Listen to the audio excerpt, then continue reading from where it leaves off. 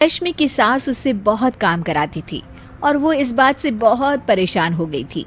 एक दिन सास कहती है, बहू, रसोई का काम खत्म हो जाए तो मेरे कमरे में आ जाना, कमरे की सफाई करनी है। ये कहकर सास वहां से चली जाती है। ये सासू माँ भी ना एक के बाद एक काम देती ही जाती है, जैसे कि मैं कोई बोतल से निकली हुई जिन हूँ। रश्मि अपनी सास के कमरे में जाती है और स्टूल पर चढ़कर अलमारी से सामान निकाल रही होती है। अरे बहू, संभाल कर, मेरा सामान तोड़ मत दियो। वाह, इन्हें अपनी बहू की कोई चिंता नहीं है, सामान की पड़ी है कि वो ना टूट जाए। अब तो इनका सामान तोड़ना ही पड़ेगा।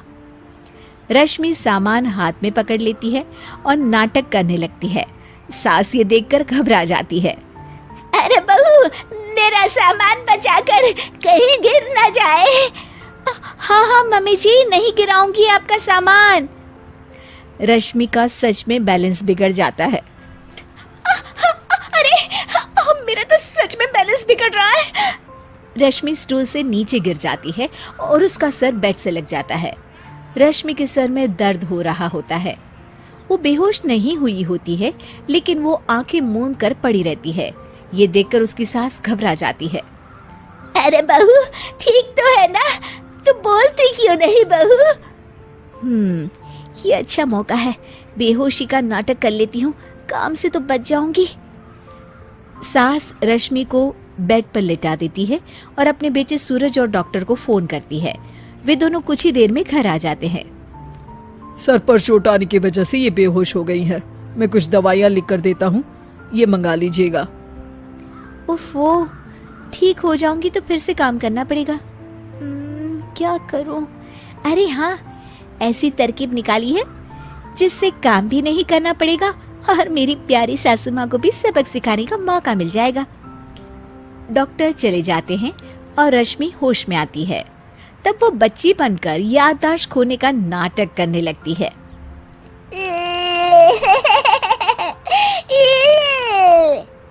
अरे बेटा, ये बच्चे के रोने की आवाज कहाँ से आ रही है? हाँ माँ, मैंने भी आवाज सुनी। फिर से रोने की आवाज आती है।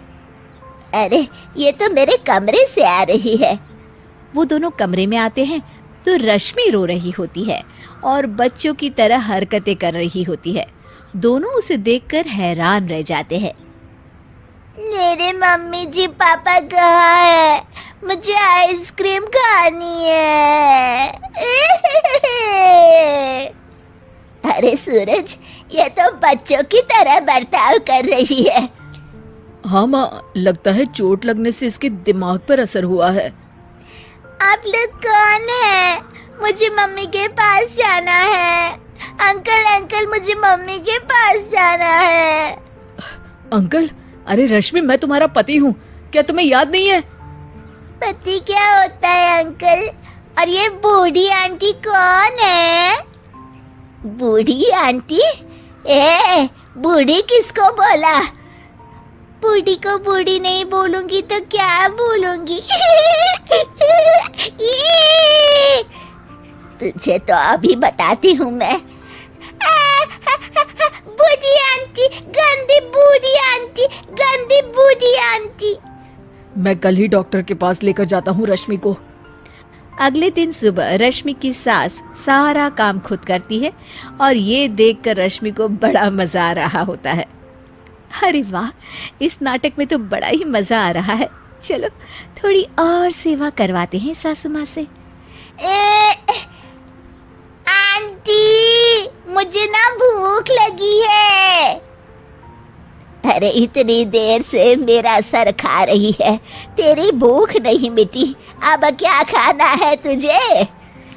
मुझे चॉकलेट शेक पीना है। अरे मुझे नहीं आता चॉकलेट वाकलेट शेक बनाना। मुझे चॉकलेट शेक चाहिए, मुझे चॉकलेट शेक चाहिए।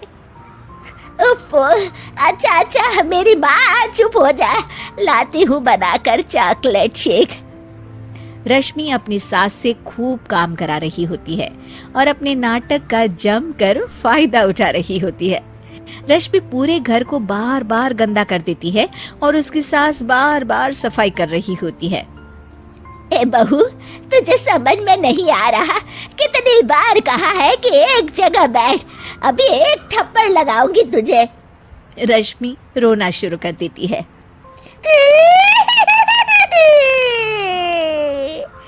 अरे अच्छा बाबा, माफ कर दे, मत रो। तुझे जो करना है कर, पर रो मत मेरी माँ। रश्मि अपनी सास की नाक में दम कर देती है। कुछ देर बाद सूरज फिर से डॉक्टर को लेकर आते हैं और डॉक्टर पूरी तरह रश्मि की जांच करता है। मुझे लगता है कि इनको हॉस्पिटल में ले जाकर स्कैन करना होगा, तभी कुछ पता चल पाएगा। बाप रे, मर गई। ये तो हॉस्पिटल ले जाने की बात करने लगे हैं। नहीं नहीं, मुझे हॉस्पिटल नहीं जाना।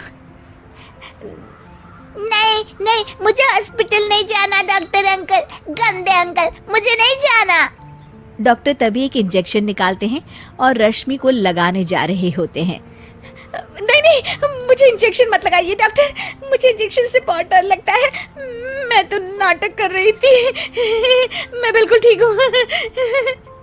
डॉक्टर और रश्मि की सास और पति एकदम दंग रह जाते हैं और रश्मि के इस नाटक का हो जाता है दी एंड।